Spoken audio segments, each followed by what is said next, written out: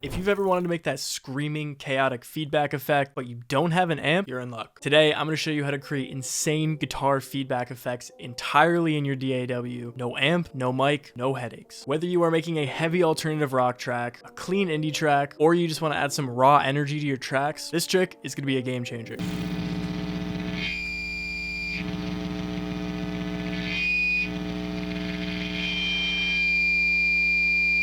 Before we get into this video, my name is Shadow and I run prod.shadow.com, where I sell a bunch of alternative rock sample packs, loop kits, preset packs, and more that you can use to instantly level up your tracks today. So if you guys want to go check that out, I'll leave it linked in the description. Let's go ahead and break this down. All right, guys, so I'm actually really excited to make this video because I didn't know how to do this until recently, and I just like, it's the coolest sound, you know? The guitar feedback is just the coolest, most like raw form of like rock. Even if you're like a beginner producer making alternative rock tracks, if you throw this in your beats, it's immediately going to sound like you just know what you're doing more than maybe you do. So basically, feedback is created when you put an input and an output right next to each other, and they basically just create this like sonic loop that creates that crazy feedback effect. It's kind of the same thing as if you put like two phones together on speakerphone and then they make that weird crazy noise. We're doing a very similar thing here. So to do this on your own in your bedroom, it's going to be very, very simple. You're only going to need a couple things. Step number one, obviously a guitar. Step number two is going to be an audio interface, which I'm going to assume you have because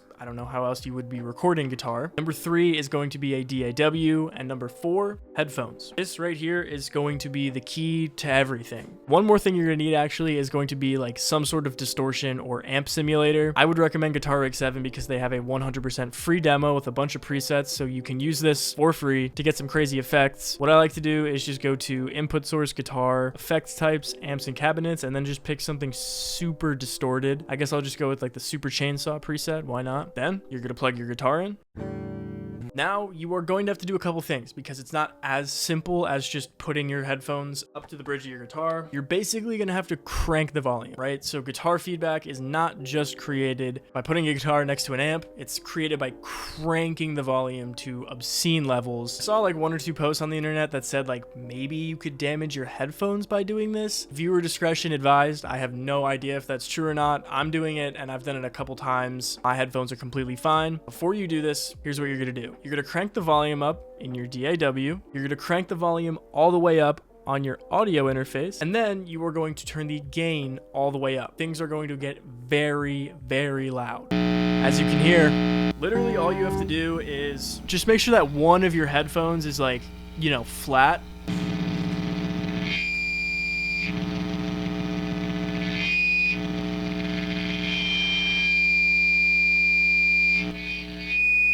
And yeah, that's it. It's probably gonna be one of my shorter tutorials, possibly one of my shortest, but I do have a couple things to say. One, if you guys don't have a guitar, and two, if you're maybe for some reason afraid of damaging your headphones, or three, if you just are lazy and you wanna add this effect to your tracks, but you don't really wanna go through the effort of doing all this, I just dropped the ultimate feedback and noise bundle. You guys can check it out, link down in the description. It is a brand new pack. It has 30 feedback effects, a bunch of guitar ambience, vinyl textures, and all that stuff. So if you guys really wanna like elevate your tracks, make it really feel like it came out of like a professional recording studio, even if you're recording in your bedroom, I think this is absolutely huge. So you guys can check that out, link down below. The main three ways that you can kind of switch up like the sounds of feedback is one, changing the actual like distortions or presets that you're running into. The other way to change the pitch is to actually physically do that in your DAW by just selecting the audio file and pitching it down or up. And then the final way, which I think is the most fun, is just really sitting down and playing with it.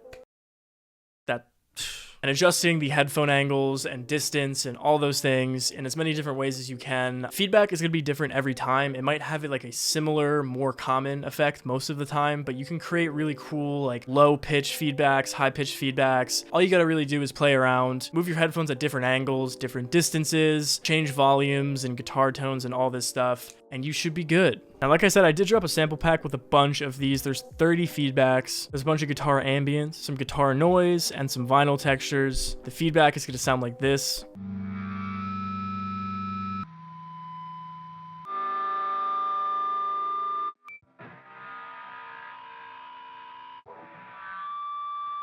Yeah, mixing is really easy. You can literally just take it, drag it into your DAW. Once you have it in the DAW, all you have to do is like basically start your beat right after the feedback effect. It's gonna sound like you're in a real studio, you're a real guitar player, like up against the amp and stuff like that. And yeah, that's gonna do it for today's video, guys. I hope you enjoyed, and I hope you guys go and use this tip because it is one of my favorites. I think it is really dope for making realistic sounding alternative rock tracks. If you guys like this video, leave a like. If you didn't, don't. I'm gonna be going on a 30-day content marathon for the entire month of February, 30 days straight, 30 YouTube videos in a row. I don't know how well I'm gonna be able to accomplish this, but if you want to stick around and see a bunch of alternative rock tutorials for different genres, bands, effects, etc., make sure to hit the subscribe button. I hope you guys enjoy this video. Have a good day or night. Peace.